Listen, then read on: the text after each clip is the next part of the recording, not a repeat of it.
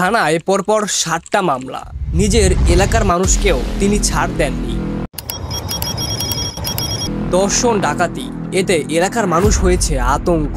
একটা এলাকা বা গ্রামের ভিতরে বেশ কিছু লোক থাকে, কিন্তু সেই লোকের ভিতর, সেই গ্রামেরই লোকের ভিতর যদি কোনো একজন চোর হয় অথবা দর্শক হয় অথবা ডাকাত হয়, তখন তাকে শাস্তি দেওয়া অথবা আইনের আওতায় আনা উচিত। কিন্তু সেই অপরাধীকে যদি কোনোটাই করা না হয়, তবে সেই অপরাধী তো আরও অপরাধ করেই যাবে। কিন্তু দেখেন, আমাদের দেশে, আমাদের শহরে বা গ্রামে অনেক বড় অপরাধী ঘুরে বেড়ায়, আমরা তাদের কিছুই করতে পারি না, এমনকি তাদের আইনের আওতায়ও আনা হয় না। ঠিক সেই বাংলার মানুষ আমরা চোখের সামনে অপরাধীকে দেখেও আবার না দেখার ভান করি।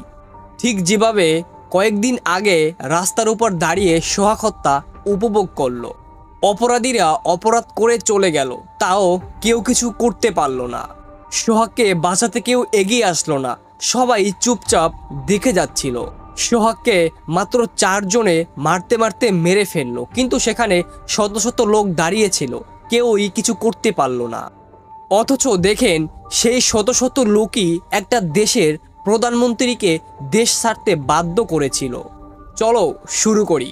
বাংলাদেশের নারায়ণগঞ্জের 2.5 উপজেলায় একটা গ্রামে অনেক লোক থাকতো, কিন্তু সেই গ্রামের মোহাম্মদ আইনাল হোসেন ছিল চোর, ডাকাত বা দর্শক। কিন্তু এই অপরাধ গ্রামের সাধারণ মানুষরা মেনে নিতে পারেনি। এমনকি এই আইনাল 7টা মামলার আসামি থাকা সত্ত্বেও গ্রেপ্তার করতে পারেনি আইন শৃঙ্খলা বাহিনী। ওই গ্রামের মানুষ আতঙ্কে ছিল আইনালের ভয়ে। এমনকি কিছুদিন আগে গ্রামের সাধারণ মানুষরা মানববন্ধনও করেছিল, কিন্তু তাতেও কোনো যায় আসতো না আইনালের। সে তার মতো অপরাধ করে যাচ্ছিল।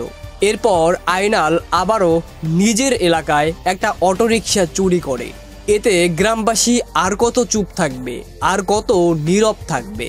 এরপর ওই গ্রামের বেশ কিছু লোক জড়ো হয়ে আইনালকে গণপিটানি দেয়। আইনালের নিজ এলাকার মানুষ তাকে গণপিটানি দেয় এবং আইনালের বাসার 100 গজের ভিতরে তাকে পিটানো হয়। এতে সাথে সাথেই আইনালের মৃত্যু হয়। এমনকি আইনালের পরিবারও থানায় কোনো মামলা করতে রাজি নয়। হয়তো আইনালের পরিবারও আইনালের অপরাধ মেনে নিতে পারছিল না, তাই আর কি আইনালকে গণপিটানি দিয়ে মেরে ফেলাতে তার পরিবারেরও কোনো অভিযোগ নেই।